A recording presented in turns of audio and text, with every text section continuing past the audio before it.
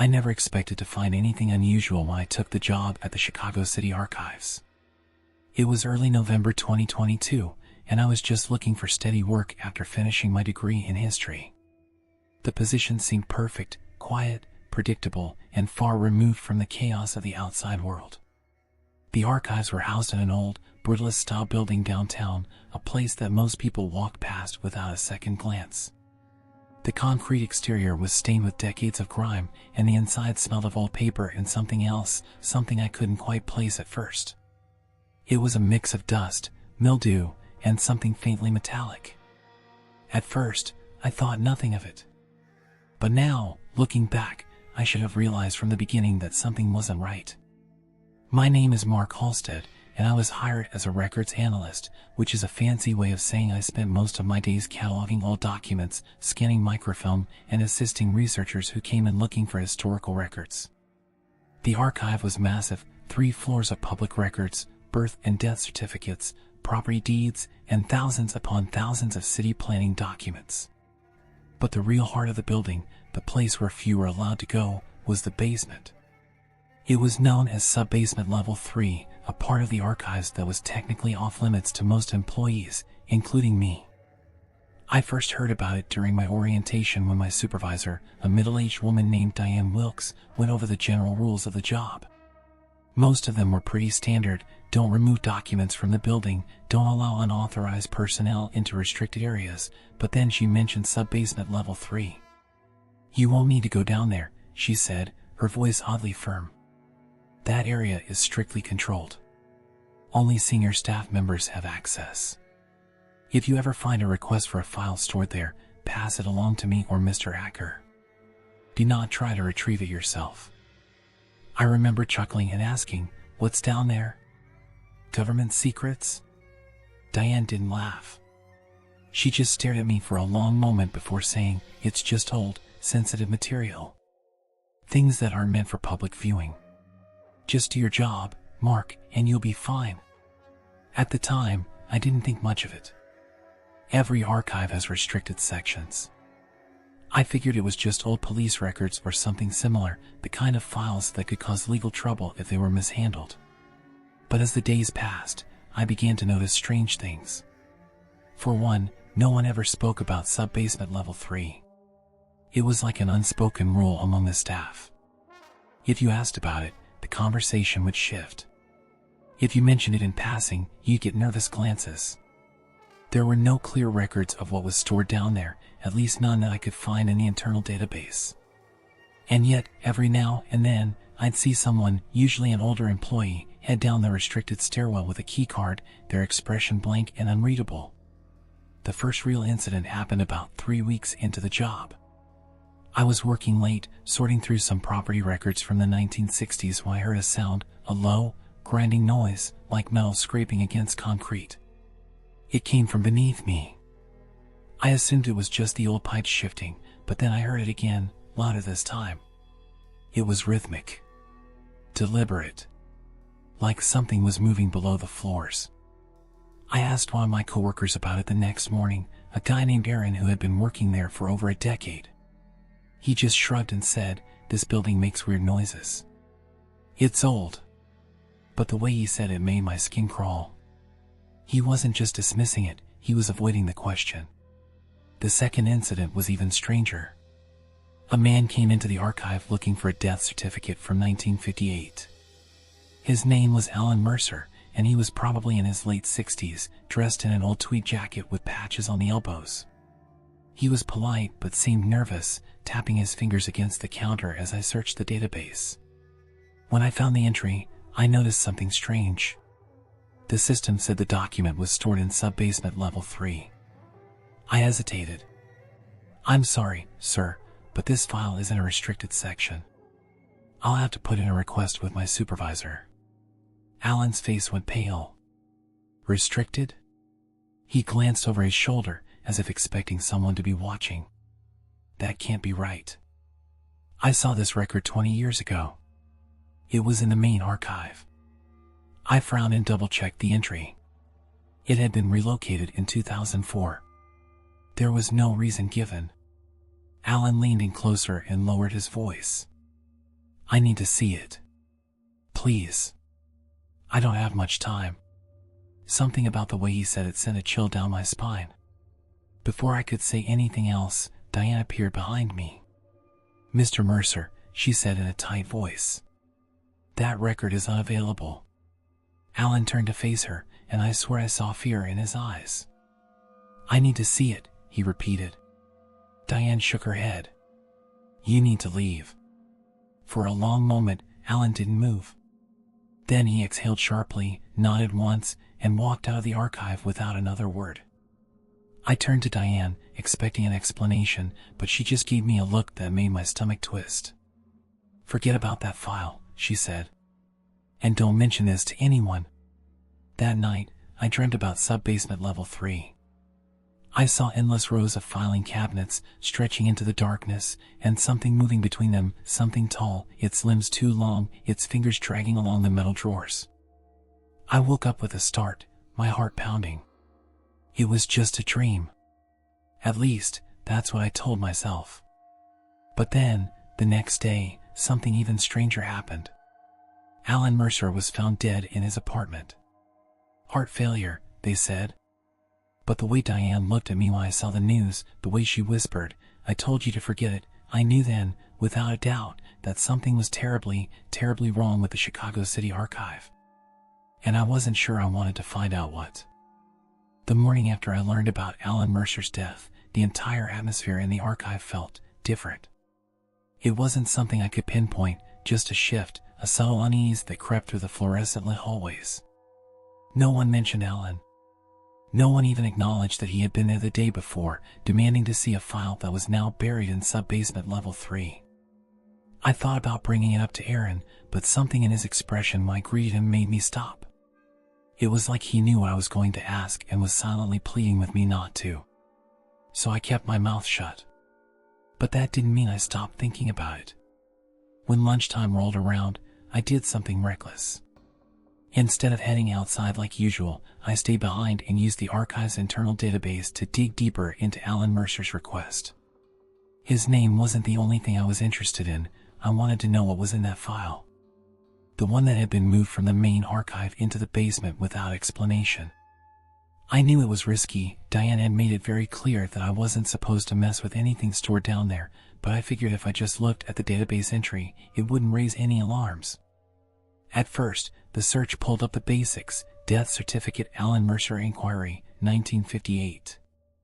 Underneath that, though, was something odd: classified status, internal access only. There was also a note. Just a single sentence written in bold red text that sent a cold wave through me. Do not retrieve. Do not duplicate. What the hell? City archives don't deal in classified information. We're not some underground government agency. We keep birth records, land deeds, business permits, not secrets. There was no reason why an old death certificate from the 1950s should be under some kind of lockdown. And yet, it was. I hesitated before scrolling further. That's why I saw the storage location. Sub-basement level 3, row C, cabinet 12. I stared at the screen for a long time, my pulse thudding in my ears. The rational part of me screamed to stop. Let it go. Forget about it. But another part, some stubborn, reckless part of me, couldn't ignore the fact that something wasn't adding up. Mercer had seen the file 20 years ago, and now, suddenly, it was locked away. Why? And why had Diane looked so shaken when he asked about it? And then there was his death. Heart failure. Maybe that was just a coincidence, but it didn't feel like one. Before I knew what I was doing, I clicked on the entry to see if there was anything else. The screen blinked, and then, without warning, the entire system crashed. A black box popped up in the middle of the screen. Access denied. Reporting to admin. My stomach dropped. Shit. I panicked, trying to close the window, but the system was frozen. I had no choice but to shut the entire terminal down. I stood up quickly, my chair scraping against the floor. My hands were sweating. I needed to act normal. Like I hadn't just triggered some kind of security flag. But as I turned to leave, I saw something that made my breath catch in my throat. Diane was standing by the door, watching me. Her face was unreadable, but there was something cold in her eyes, something that told me she knew exactly what I had just done. I forced a smile. "Hey, Diane. What's up?" She didn't answer right away. Instead, she stepped inside, shutting the door behind her. "You were looking at something you shouldn't," she said quietly. I swallowed hard. "I was just trying to help Mercer, you know?" He seemed desperate. Diane didn't blink. "He's dead." The words hit me like a slap. "Yeah, I heard. I told you to forget it, Mark." Her voice was lower now. "You should listen." I took a step back, bumping into the desk. "It's just a file, right?" I tried to keep my tone light, but my voice sounded shaky. "A death certificate. Why is it such a big deal?" Diane sighed. For the first time, I saw something flicker across her face. Guilt, maybe. Or regret. Then she said something I did not expect. "It's not just a death certificate." I stared at her. "Then what is it?" She hesitated. For a second, I thought she might actually tell me. But then, just like that, the moment passed. Her expression hardened. "You need to leave it alone." There was something else she wasn't saying. I could feel it. But before I could press her, she turned and walked out of the room, leaving me standing there, my heart pounding. I should have listened to her. I should have stopped. But that night, long after the archive had closed, I came back. And I went down to sub-basement level 3. I shouldn't have gone down there. It was almost midnight when I returned to the archive. The city was quiet, and the streets were empty except for the occasional car rolling by in the distance. I had spent the entire evening debating whether I should go back, telling myself over and over again that it was a bad idea, that I should listen to Diane. But something about her reaction, about the way she had looked at me, made it impossible to let go. She wasn't just warning me. She was scared. I parked in the staff lot behind the building and let myself in with my employee keycard. The security system had an old, outdated interface that was easy to work around. I entered my code and bypassed the motion detectors, making sure to disable the cameras near the stairwell. I had seen Aaron do it once when he forgot his badge, and I had paid attention. As I stepped inside, the air was heavy. The building was always quiet after hours, but that night it felt different, like the silence was watching me. The fluorescent lights buzzed overhead as I made my way past the rows of filing cabinets, past the microfilm stations, past the restricted records office. And then I reached the door. The entrance to sub-basement level 3. It looked ordinary, just a plain gray door with a restricted access sign bolted to the front. But something about it felt wrong. The handle was ice cold when I touched it, even though the building wasn't particularly chilly. I hesitated. For the first time that night, I considered turning back. Then I remembered Ellen Mercer. I swiped my keycard. The lock beeped. The door clicked open. The stairwell leading down was pitch black. I pulled out my phone and turned on the flashlight, illuminating the cracked concrete steps. They spiraled down further than I expected, deeper than they should have, honestly. I had seen the building's blueprints before. The sub-basement should have only been one level below ground, but these stairs kept going. Step after step. The air grew colder. I started hearing something. At first, I thought it was just the sound of the building settling, but as I descended, the noise became clearer. It was a low, rhythmic hum. Like an old electrical generator, but off. Uneven. Like it was breathing. I reached the bottom of the stairwell. A long corridor stretched out before me, lined with metal filing cabinets on both sides. Most of them were old, the kind with rusted handles and faded labels, but others were newer, sleek, and locked tight. The hum was louder down here. It pulsed through the air, making my chest feel heavy. I moved cautiously, scanning the cabinets for row C. My hands were slick with sweat as I ran my fingers along the labels, searching for cabinet 12. And then, there it was. The cabinet was different from the others. It was newer, cleaner. The lock was more advanced, a digital keypad instead of a standard keyhole. I stared at it, my heart hammering. I had come this far. I couldn't leave without knowing. I took a deep breath and entered the override code I had seen Diane use once. The lock clicked open. Inside the drawer, there was only one file. It was thin, just a few sheets of paper, yellowed with age. But when I pulled it out and saw the name printed across the top, a cold shiver ran through me. Mercer, Alan. I flipped through the pages. At first, it looked like a standard death record. Date of birth, August 17th, 1923. Date of death, October 12th, 1958. Cause of death, unknown. I frowned. Unknown? That wasn't common for a death certificate. There should have been an explanation, a medical reason.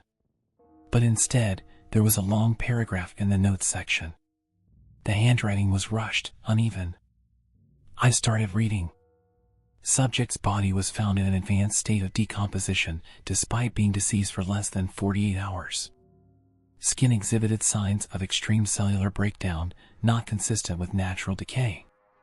Coroner's report indicates the presence of an unknown black substance within the bloodstream, later found to have spread to all major organs. Cause of death undetermined. Case closed per City Directive 1958-12B. I flipped to the next page. It wasn't part of the official record. It was a memo. Written in red ink. Do not release this file. Do not duplicate. All references to Mercer must be redacted from public records. Containment status, unconfirmed. My hands trembled. I turned to the final page. It was a photograph. A black and white image of a man lying on a metal autopsy table. His skin was darkened, cracked, like it had been burned, but there were no visible wounds. His eyes were open, clouded over. His mouth was stretched wide, frozen in a silent scream. I felt sick. I shoved the papers back into the cabinet and slammed the drawer shut. The hum in the basement was louder now. It shifted. It was coming from further down the hall. I turned to leave. That's when I saw it. The cabinet doors were opening. One by one. Slowly. Silently. My breath caught in my throat. My body screamed at me to run, but I couldn't move. The humming deepened. And then, somewhere in the darkness, I heard it. A soft, wet whisper. You shouldn't be here. I ran. I sprinted down the hallway, my shoes slamming against the concrete. The cabinets were still opening, files spilling onto the floor. The whispering followed me, echoing through the basement. I hit the stairs, taking them two at a time. My lungs burned. The air grew warmer the higher I climbed, like I was escaping something that had been pulling me down. I reached the door. Swiped my keycard. It didn't work. The whispering was closer now. I slammed my fist against the door. My keycard. Again. Again. Come on. The whispering was right behind me. I felt cold breath on the back of my neck. The lock clicked. I threw myself through the door, slamming it shut behind me. Silence. I was back in the main archive. The fluorescent lights buzzed overhead. The basement door sat quiet and still, like nothing had happened. I backed away. My entire body was shaking. I had seen something down there. I didn't know what, but I knew one thing for certain. Alan Mercer didn't die in 1958. At least, not the first time. I didn't sleep that night. I couldn't. Every time I closed my eyes, I saw the photograph, Alan Mercer's lifeless body, his mouth stretched wide in a scream that would never end. The blackened skin, the unnatural decomposition, the warning scribbled in red ink. I kept replaying the moment in my head, the whisper, the opening cabinets, the thing that had been right behind me. By morning, I had made up my mind. I needed to quit. This job wasn't just a job anymore. It was something else. Something dangerous. Whatever was down there, whatever was being hidden in sub-basement level 3, I wanted no part of it. But quitting wouldn't be as easy as I thought. When I walked into the archive that morning, I half expected Diane to be waiting for me, somehow already knowing what I had done. But the office was the same as always, quiet, sterile, the faint scent of old paper hanging in the air. Aaron was already at his desk, flipping through a stack of requests. He barely glanced at me when I walked past. I sat down at my station, my hands still unsteady. I had barely logged in when an email popped up in my inbox. From Diane Wilkes. Subject: we need to talk. I felt a sharp jolt in my chest. I clicked the message. Mark, come to my office. Now. That was it. No explanation. No pretense. She knew. I forced myself to stand, trying to act normal as I made my way to her office. I could feel Aaron's eyes flicking toward me as I passed, but I didn't look back. Diane's door was half open when I got there. I knocked once and stepped inside. She was sitting behind her desk, staring at her computer screen. When she looked up, her face was unreadable. Close the door, she said. I did. For a long moment, she just studied me. Then she sighed and rubbed her temples. You went down there. It wasn't a question. I didn't bother denying it. Yeah. Diane exhaled through her nose. You weren't supposed to see that file, Mark. Yeah, I figured that part out on my own. I crossed my arms, trying to mask the fact that my entire body still felt like it was running on pure adrenaline. What the hell is going on down there, Diane? What was in that file? What happened to Alan Mercer? She didn't answer right away. Instead, she turned her computer monitor toward me. There was an incident report pulled up on the screen. The date at the top read October 12, 1958. The same date as Mercer's supposed death. I leaned in, scanning the text. Incident report hashtag 1958-12B. Subject: Mercer, Alan. Location: City Archive, sub-basement level 3. Summary: at approximately 2:45 a.m., an unauthorized entry into sub-basement level 3 was detected. Upon arrival, security personnel found Subject Mercer standing in front of Cabinet 12. The cabinet was open. The contents of file hashtag 12C1958 were missing. Subject was non-responsive to verbal commands. Subject exhibited signs of extreme physiological distress, including rapid breathing, tremors, and unresponsiveness to external stimuli. Subject's skin appeared to be in an advanced state of decay, inconsistent with the recorded time of death. Attempts to remove subject from the premises were unsuccessful. Subject collapsed at 3:03 a.m. Declared deceased at the scene. Notes: containment measures enacted. Access to file hashtag 12C1958 permanently restricted. Do not release information regarding this incident. My mouth went dry. I looked up at Diane, who was watching me carefully. This doesn't make sense, I said. They found him here? After he was already dead? Diane nodded. He came back. How? We don't know. That wasn't good enough. What was in that file? For the first time, Diane looked genuinely uncomfortable. She hesitated, just for a second, but I caught it. Then she said, we don't ask questions about those files, Mark. We just keep them locked away. My skin prickled. Who's we? Diane didn't answer. Instead, she leaned forward and folded her hands on the desk. Listen to me carefully. You have a choice. You can pretend last night never happened. You can finish your shift, go home, and forget all about sub-basement level 3. Or, her expression darkened, you can keep digging.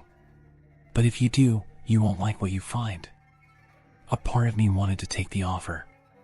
To walk away, pretend none of this was real. But then I thought about the whisper. The way the cabinets had opened. the feeling of something standing behind me. I thought about Alan Mercer. I wasn't walking away. "You're afraid of something," I said.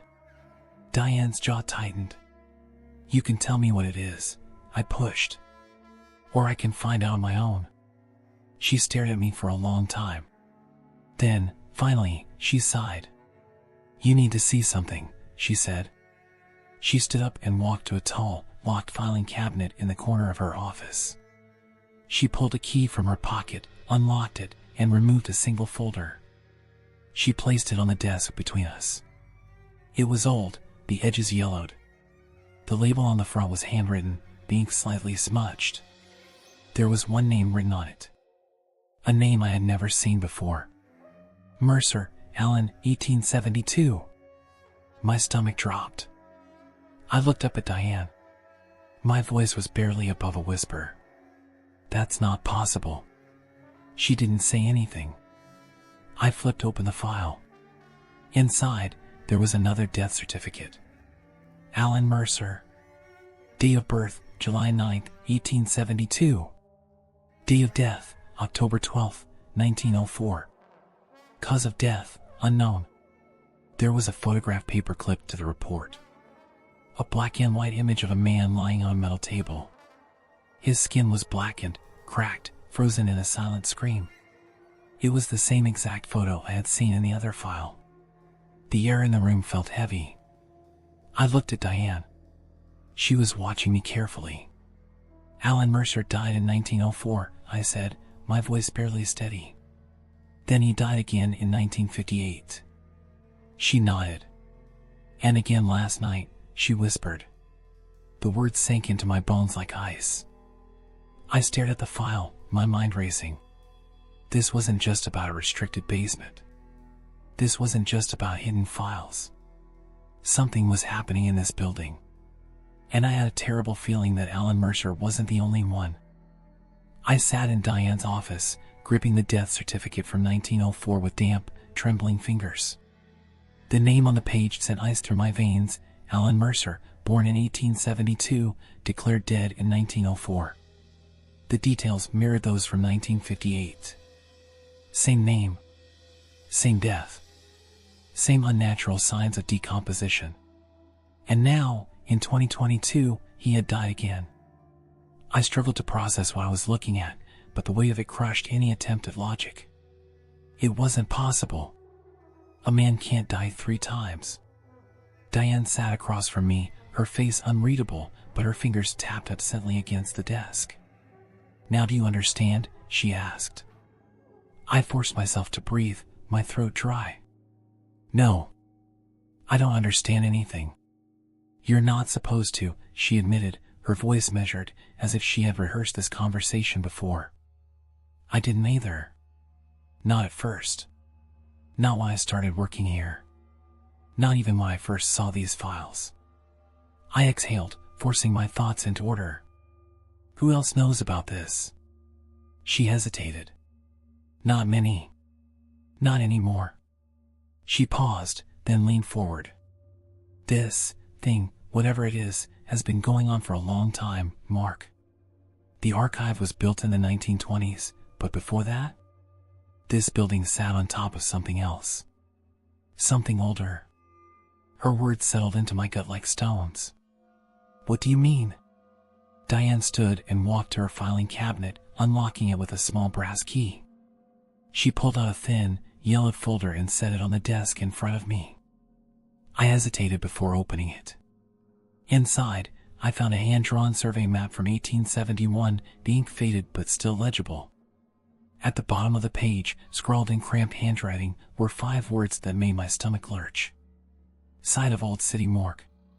Demolished following the Great Chicago Fire. The breath left my lungs as I stared at the map. This is the same location," I muttered, running a finger over the lines that matched the modern street grid. Diane nodded. "The old morgue stood here for over 30 years. It was the final stop for hundreds of unidentified bodies, victims of disease, fires, accidents. After the fire, the city decided not to rebuild it.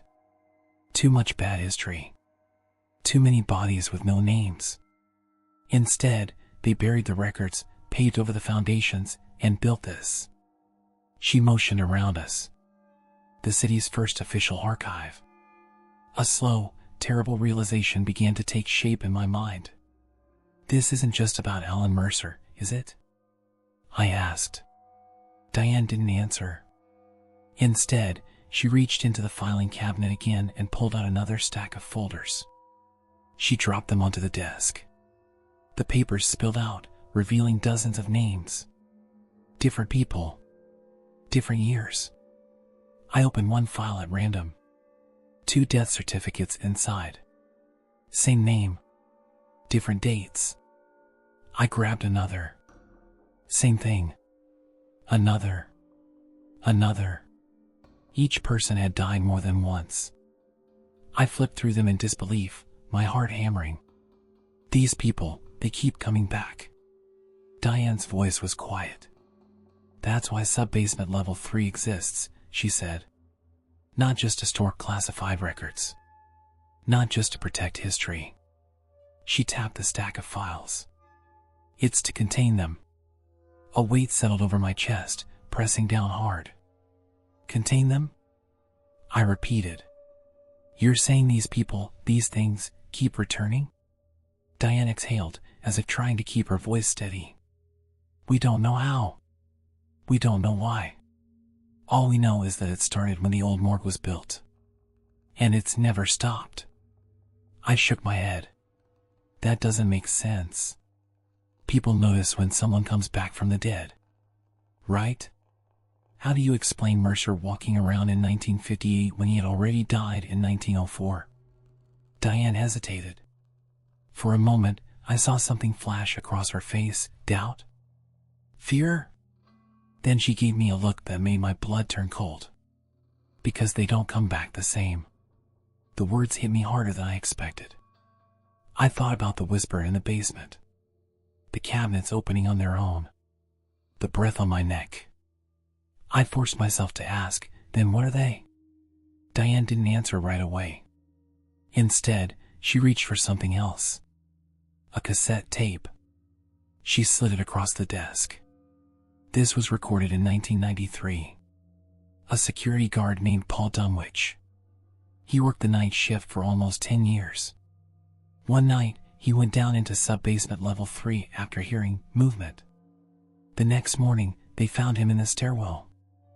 I gripped the tape, my knuckles white. Dead? Diane shook her head. Worse. My stomach twisted.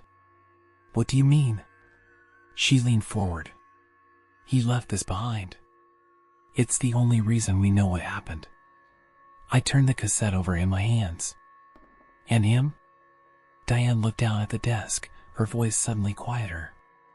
When they found him, his ID badge was missing. His uniform was gone. He was wearing a suit that didn't belong to him, something from another time. And when they asked for his name, she met my eyes. He just kept saying the same thing. My pulse pounded in my ears. What? Diane took a breath. Alan Mercer. A sick, twisting dread slithered through my chest. I stared at the tape recorder on her desk, my hand hovering over it. I had to hear it. I slid the cassette into the slot. Press play. A low, static hum filled the room. Then, a voice, shaky, panicked, whispering. This is Paul Dunwich. It's 2:30 a.m. I think there's someone down here. I can hear them moving. But the cameras aren't picking anything up. A pause. Rustling fabric. Jesus Christ. I know this is going to sound insane, but I think it's Mercer. The one from 58. He's standing in front of the cabinet. The same cabinet. But the tape glitched. The sound distorted. Then, Paul's voice changed. It was lower now. More distorted. He sees me. A long, horrible silence. Then, one last whisper. I see you, too. The tape cut off. A silence heavier than death filled Diane's office. I swallowed hard. Tell me he survived. Diane looked at the desk. They took him to the hospital, she said. He was alive. But he wasn't Paul anymore. A chill wrapped itself around my ribs. What do you mean? She hesitated, then whispered, he didn't remember his family. His name. Anything. And he kept saying the same thing. Over and over. My hands were ice cold. What did he say? Diane exhaled. I've always worked at the archive. The words settled over me like a death sentence. I turned back to the stacks of files. Dozens of names. Dozens of people who had died. But what if? What if they hadn't really died? What if the archive wasn't just containing records? What if it was containing them? Diane's voice was barely above a whisper. This place, it doesn't just keep the dead. She exhaled. It replaces them. A sick realization bloomed inside me. I had made a terrible mistake coming back here. And now, I wasn't sure if I'd ever be able to leave. I sat in Diane's office, my pulse pounding in my ears, her words circling my mind in a relentless loop. It doesn't just keep the dead. It replaces them. It didn't make sense. It couldn't. But after everything I had seen, after Alan Mercer had died 3 times and the whispering voices in the basement had followed me out, how could I deny it? I tried to rationalize it, tried to fit what she was saying into something that belonged in the real world, but the weight of the truth pressed against my chest like a boulder. My hands trembled as I steadied myself against the desk, forcing out the only question that mattered. Who else? Diane didn't react, didn't even blink. Instead, she reached into the bottom drawer of her desk, pulled out a thin folder, and set it down between us. With slow, deliberate movements, she flipped it open, revealing a black and white photograph. The face was familiar. It was Aaron. I felt the air leave my lungs. The same Aaron I had spoken to that morning. The same Aaron I had worked with for months. He had always been here, always been part of the archive, but now I was staring at proof that wasn't true. I shook my head, barely able to whisper. No. Diane didn't answer. She simply reached for another folder, sliding it toward me. I hesitated, then flipped it open. Another photo. Another familiar face. This time, it was Linda, the quiet woman who worked in records processing. Another folder. Franklin, the night janitor. I stared at the growing pile, my breath coming in shallow bursts as realization sank its claws into my mind. These weren't just files. These were people I knew. People I had seen every day, had spoken to, had worked alongside.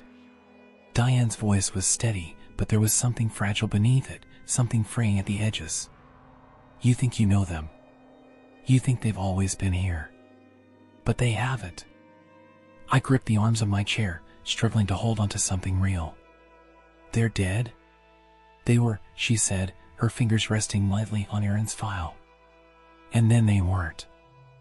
I forced myself to open the folder, my stomach twisting. Aaron's death certificate. Dated 1981. Cause of death, drowned. I clenched my jaw, forcing my mind to reject it. I had talked to Aaron. I had eaten lunch with him. But now, looking at this file, at this cold, official proof, my memory wavered. Had I ever seen him outside of work? Did he have a family? Did he even talk about his life beyond these walls? My throat tightened as I flipped open Linda's file. Died 1974. Apartment fire. Another. Franklin. Died 1966. Industrial accident. The list kept growing, an impossible, spiraling nightmare that refused to stop. I felt unsteady, like the ground beneath me had disappeared. This doesn't make sense, I choked out. They act normal. They go home. They have families. Diane cut me off. Do they? I tried to think of a single time Linda had mentioned a husband where Aaron had spoken about friends. The realization hit me like a truck. I had never seen any of them beyond this building. They were always here. Always at their desks. Always working as if nothing existed outside these walls. They stay here, Diane said, her voice carrying the weight of something unspoken. They don't leave because they can't. And the ones that do. She trailed off, her fingers tightening on the desk. They don't last long. My thoughts spiraled, grasping at something logical, something that would make this fit into reality. You're telling me this place is making copies of them? That they just come back like nothing happened? Diane inhaled deeply, as if she had asked herself the same thing for years. Not copies. I felt a sickening weight in my gut. Then what? Her jaw tightened. It's them. But it's also not. It's like something is using them as placeholders. It keeps the shell, but everything inside is just wrong. A memory crashed into me, the whisper in the basement, the voice that had been too close, too knowing. The cabinets opening on their own. The slow, rhythmic hum that seemed to settle in my bones. I see you, too. The hair on my arms stood up, my instinct screaming at me to get out. I didn't want to ask the next question, but I had to. How does it decide? Diane exhaled, running a hand across her face, as if this was the moment she had dreaded since I walked in. It doesn't. The people who work here, they change. Slowly, at first. Subtle things. They start forgetting pieces of their lives outside these walls. They lose time. They stay later, even when they don't need to. And then one day, they go down there, and they never come back. I forced out the words, even though I already knew the answer. But they do come back. Diane nodded, her voice almost a whisper. They always come back. I gripped the edge of the desk, my nails digging into the wood, trying to hold onto something, anything real. My thoughts felt distant, like they were slipping through my fingers, like I was being pulled towards something I didn't understand. Then, all at once, a cold realization hit me like ice water dumped over my head. I had already started to change. I wanted to deny it, to push the thought away, but I couldn't. The humming had followed me ever since that night in the basement. I had been forgetting things. Small at first, where I parked my car, what I ate for lunch. Then bigger. A phone call I swore I had answered, only to check my records and see nothing. The gaps in my memory were growing, expanding, swallowing parts of me whole. And now, looking at Diane, at the dark circles beneath her eyes, at the way her fingers twitched unconsciously, I knew. She was changing, too. She knew it. And she was running out of time. You have to leave, she said suddenly, her voice sharper than before. Today. Right now. Walk out of this building and don't come back. Every instinct in my body screamed to listen, to run, to get as far away from this place as possible. But I hesitated. What about you? Diane shook her head. It's too late for me. I didn't want to accept it, but in my gut, I knew she was right. She had worked here too long. This place already had its grip on her. She grabbed a notepad, scribbled something down, and shoved it into my hand. Take this. Find this address. It's the only place left that has answers. I looked at the paper. A single name. Harlan Whitaker. No address. Just a town. Gary, Indiana. I shoved the note into my pocket and stood. Diane nodded once. Go. I turned, my breath tight in my chest, and walked out of her office. The archive was too quiet, the silence pressing against my skull like a vice. As I passed by Aaron's desk, I felt his eyes tracking me, felt the weight of his stare pressing into my back. I forced myself to keep walking, but just as I reached the door, something made me glance back. Aaron was smiling. It wasn't friendly. It wasn't normal. It was too wide. Too knowing. I shoved open the door and stepped into the cold air, gasping like I had been drowning. My hands shook as I fumbled with my keys, climbed into my car, and pulled out of the lot without looking back. As I merged onto the highway, I caught a glimpse of myself in the rearview mirror. For a second, just a second, I didn't recognize the face staring back at me. I clenched my jaw and kept driving. Next stop, Gary, Indiana. And I prayed I wasn't too late. I drove through the night, my grip tight on the steering wheel, the yellow lines on the highway blurring together as exhaustion settled into my bones. Every few minutes, I checked the rearview mirror, half expecting to see something unnatural staring back at me, a face that wasn't mine. But the only thing reflected was my own wide-eyed paranoia, the kind of fear that digs its claws in and refuses to let go.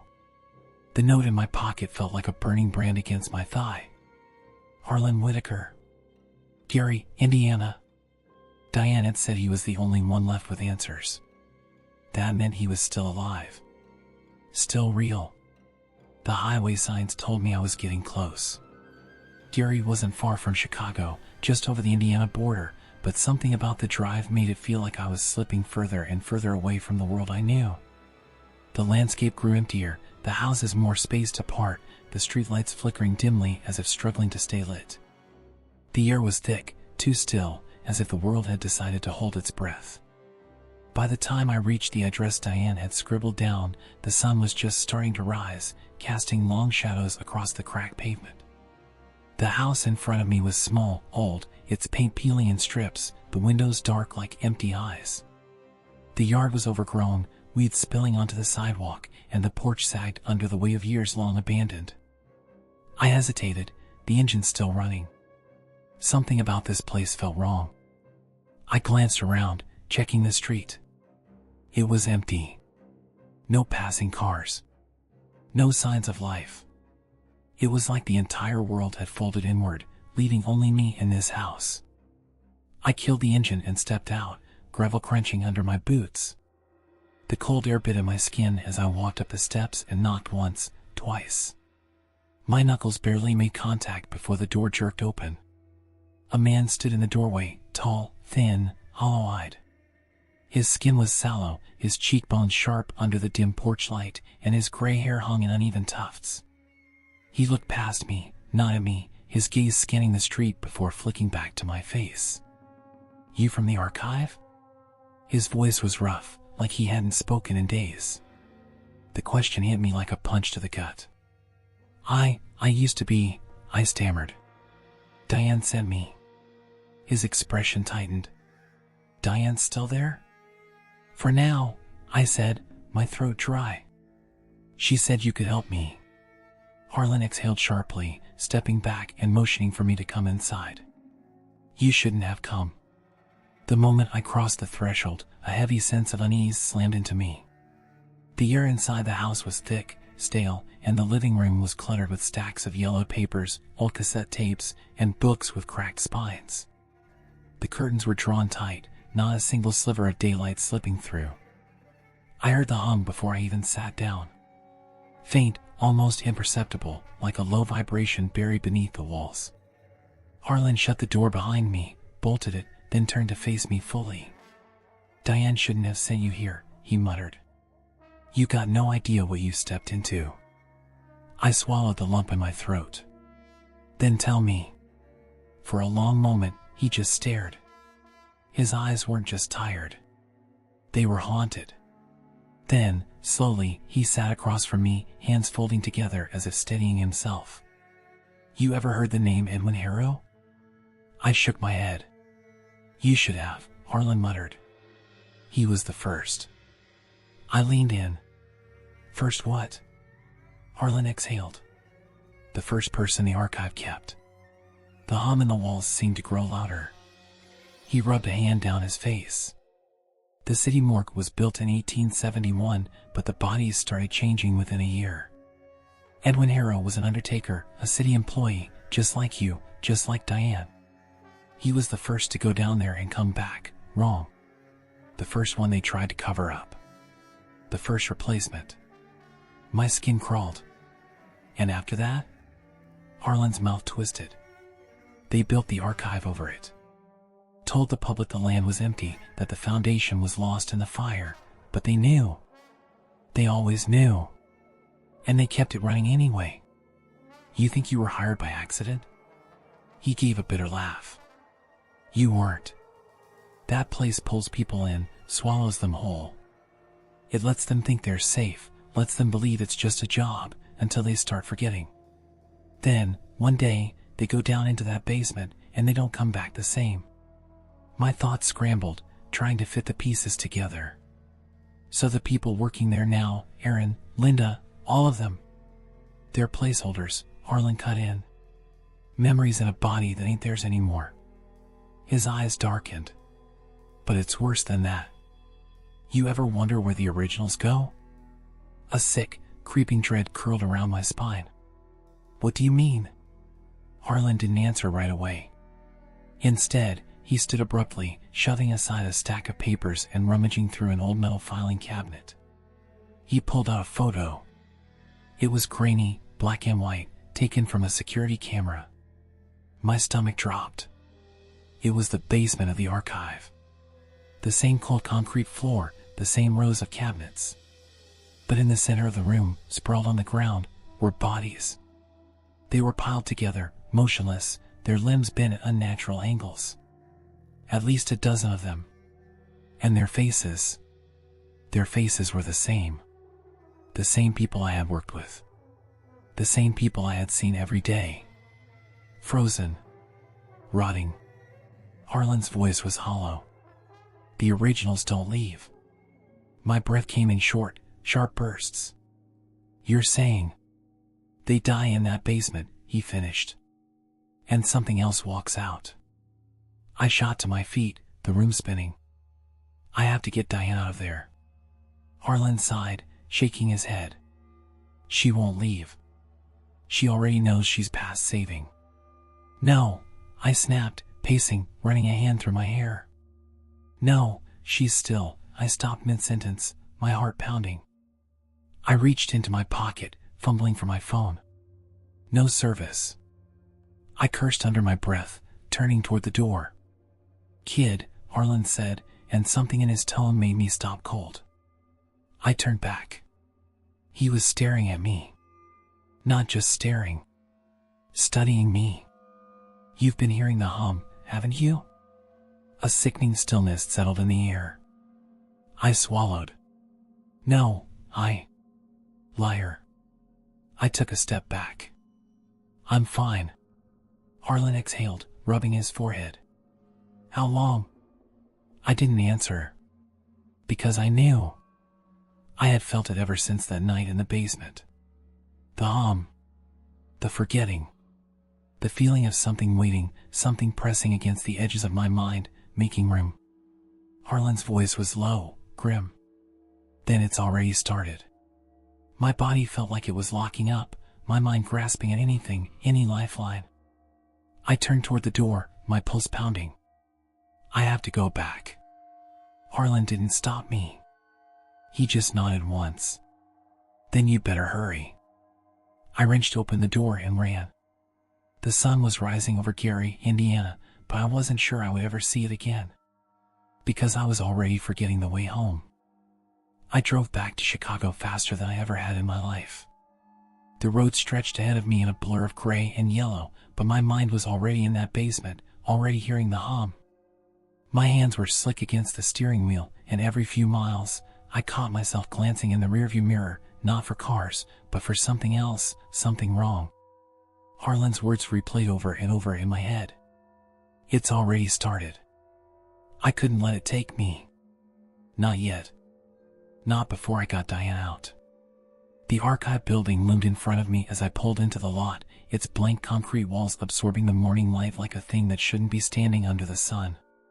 The parking lot was half empty, but I recognized Aaron's car. Linda's. They were here. They were always here. I killed the engine, shoved open the door, and forced myself inside. The moment I stepped through the entrance, I felt it. The air was heavier. The lights buzzed, their glow too dim, as if the building was resisting the morning. The hum was stronger now, vibrating under my skin, threading itself into my thoughts like a song I couldn't unhear. I moved quickly, my boots silent on the tile floor as I pushed toward Diane's office. My chest felt tight, my breath shallow. The walls seemed longer than before, stretching ahead unnaturally, as if the building itself was shifting. I reached her door. It was slightly open. "Diane?" My voice was hoarse. No answer. I stepped inside. The chair was empty. The desk was empty. The files were gone. I turned, scanning the room, my pulse hammering. And then I saw it. A key card. It sat alone on the desk, placed deliberately. Diane's name was still on the tag, but the photo was missing. The plastic was old, worn from years of use, but there was something else, something off. I picked it up. It was warm. A sound creaked behind me. I spun, heart slamming against my ribs. The hallway was empty. But I wasn't alone. The hum grew deeper, vibrating the floor beneath my feet, and suddenly, I knew. Diane was already gone. I ran. Straight to the stairwell.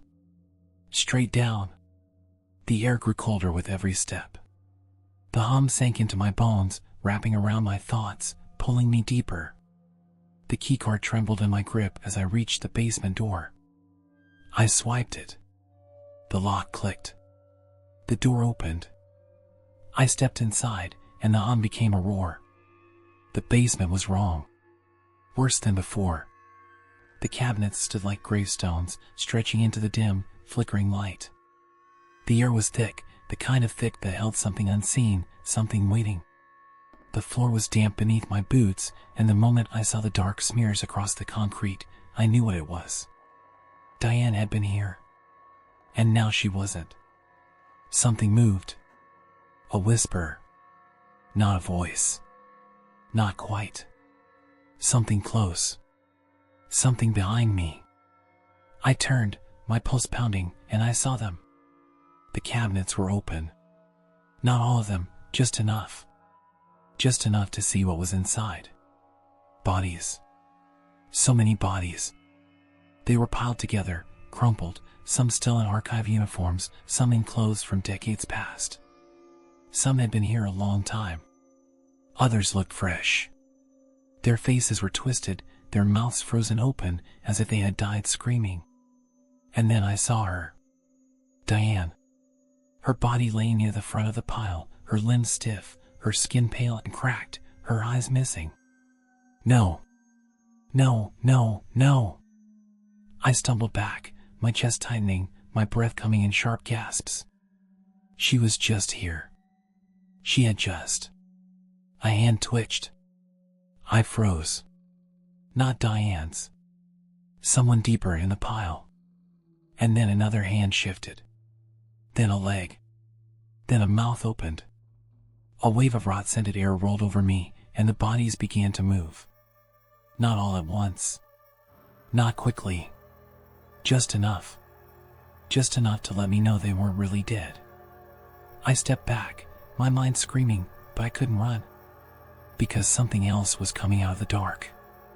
At first, it looked like a shadow, a figure unfurling from the farthest row of cabinets, too tall, too thin, its limbs stretching as it crawled forward. But then I saw its face. It had Diane's eyes. Not the ones in her skull. The ones it had taken. Its head tilted, its lips stretching into something that almost resembled a smile. And then, in a voice that was half her own, half something else entirely, it spoke. You shouldn't have come back. Something snapped inside me. I ran. I didn't think. I didn't breathe. I just ran. The cabinets slammed shut behind me, metal doors crashing into place, sealing away whatever was inside them. The hum turned into a deafening pulse, a sickening heartbeat that pushed me forward, shoved me up the stairs, out of the basement, out of the archive. I didn't stop. Not when I hit the parking lot. Not when I threw myself into my car. Not when I peeled out onto the street, the tires screeching against the pavement. Only when the building was just a shape in the distance did I finally let myself breathe. I knew what I had seen. I knew what it meant. The archive never let anyone go. Not Diane. Not Aaron. Not Linda. Not Franklin. And maybe not even me. Because the hum hadn't stopped. Not even now. I could still hear it. Inside me. Growing louder. Taking root. I checked the mirror, heart hammering, breath unsteady. And for just a moment, just a flicker of a second, I swore I saw my own face staring back at me, smiling. A different kind of smile. A wider one. One that didn't belong to me anymore.